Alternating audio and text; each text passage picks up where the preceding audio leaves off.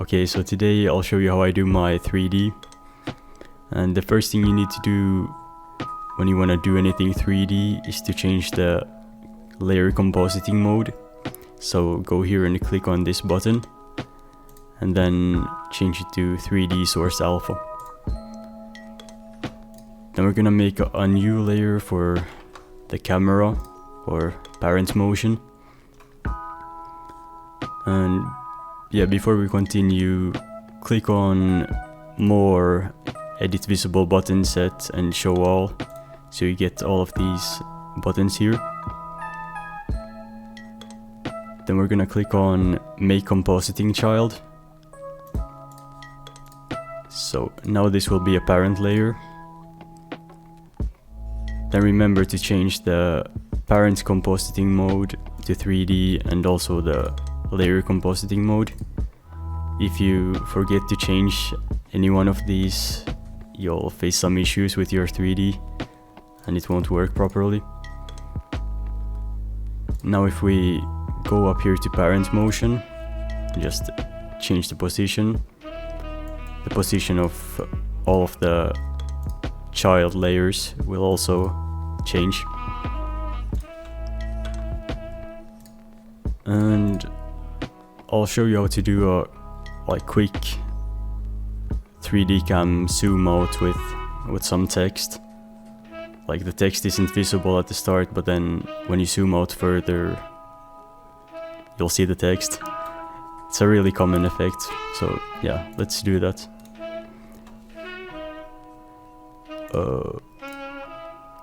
Let's start with duplicating this layer and then just delete the clip.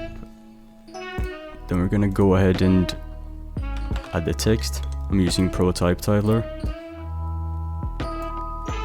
Just gonna add the centered one. And if you don't have Prototype Titler, go to Options, Preferences, Deprecated Features, and then enable it here. Now we're gonna just do the zoom out. So click on parent motion.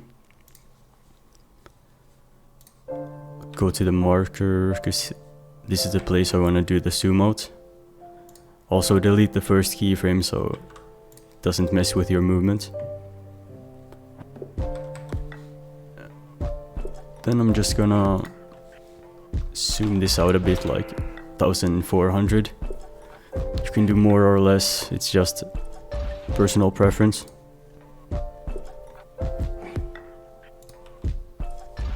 Then I'm gonna add a keyframe in the middle of these two. So this will be like the halfway point of the animation. Then I'll also put this keyframe like in the middle between the start and the marker, and this one at the end here. Make it, and yeah, we have something like this now, but we wanna start the animation slow, so use a slow fade. Then it'll be fast here, so we need to add a fast fade right here, and it should look like this. And then we're gonna place the text outside of the scene here. So just click on track motion. Then go to the C value, because this is how far it is away, and X and Y is pretty self-explanatory. Like X is to the sides and Y is up or down. Then you also have all of these rotation options. And if you're doing any type of rotations, I recommend using these rotations instead of the orientation, because this is pretty weird. If I change this to 90 and then the other one to 90, it'll make this one 0 and then minus 270. So that's pretty weird. But this one just works like normal. Anyway, now we're just gonna change the C value so we move the text further away. So if I did like 300, now when it's positive, it's going to go like forward, so behind this scene now. And if I make it negative, you'll see that it's getting closer to the screen. Oops. Well, let's change it to minus 1400, because that's the value we're zooming out to. And now we have this. So the text isn't visible at the start, but then you zoom out and you'll see it. Looks pretty weird when it's like zooming through the letters. So what I like to do is just move the text down a bit. I'm using my arrow keys just to do this, but yeah, minus 75 should be enough. Now you can see it's like zooming over the text instead. Looks better in my opinion, but yeah, you can do it however you want. So now we have this. Looking pretty plain right now, so let's add a background. So I'm just gonna duplicate this bottom clip, remove it and replace it with whatever background you want. Can do like a solid black, I guess, and then add a lens flare on top.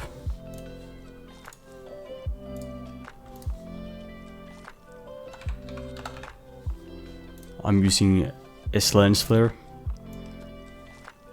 Just add the default one, and right now it's behind the character, so we're gonna make it bigger so it covers the whole scene even though we zoom out. Let's try like 100, 110, 130 maybe. Yeah, so that should be enough. Just increase the size until it covers everything. Not that exact. Then I'm gonna edit the lens flare a bit, like change the scale to 0.5 and like move the lens flare itself behind the clip instead.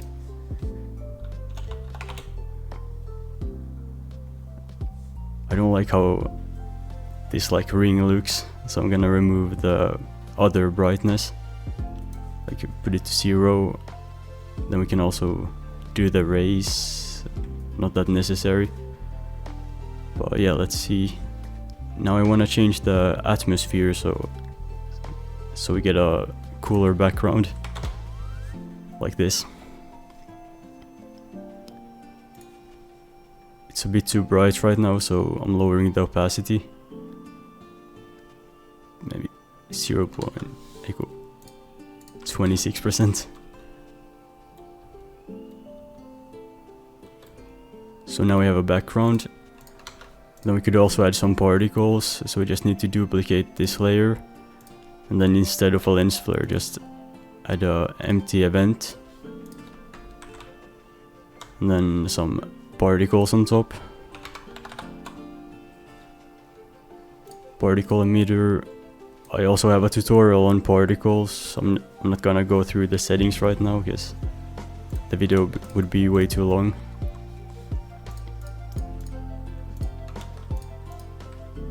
Then we can also make the text look better by changing the font, for example.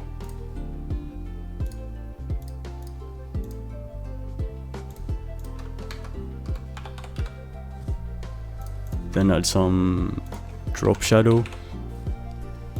Always saves the text. And maybe some rays.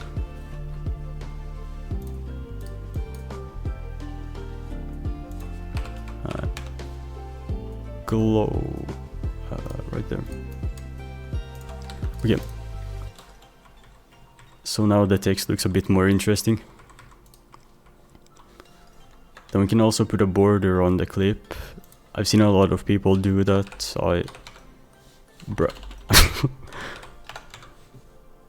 Yeah, I'm pretty good at spelling. Change the size to like 0.01.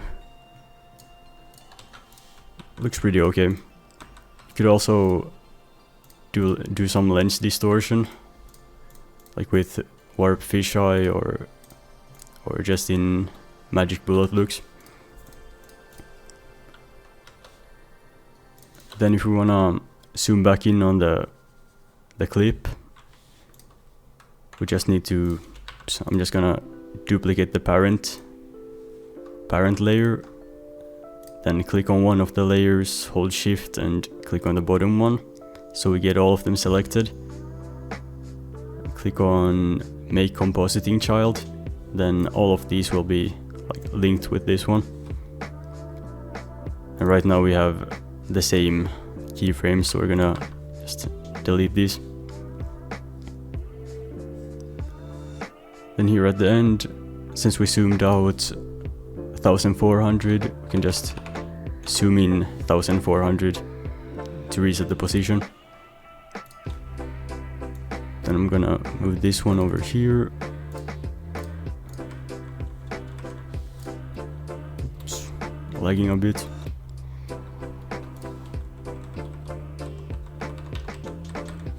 But yeah, you can make any type of movements with the 3D camera. This is just an example. Then we can do a zoom out at the start also, so we get some movement. So do the same thing. And then here at the start, I'll just delete these keyframes. Minus 700. Yeah, so we zoom it in. Then a fast fade, of course. Put this keyframe back here. Then I'll pre-render it. Hopefully I went over most of the settings at least. I'll make some more 3D tutorials later, so don't worry. We can do some specific things like maybe scene building.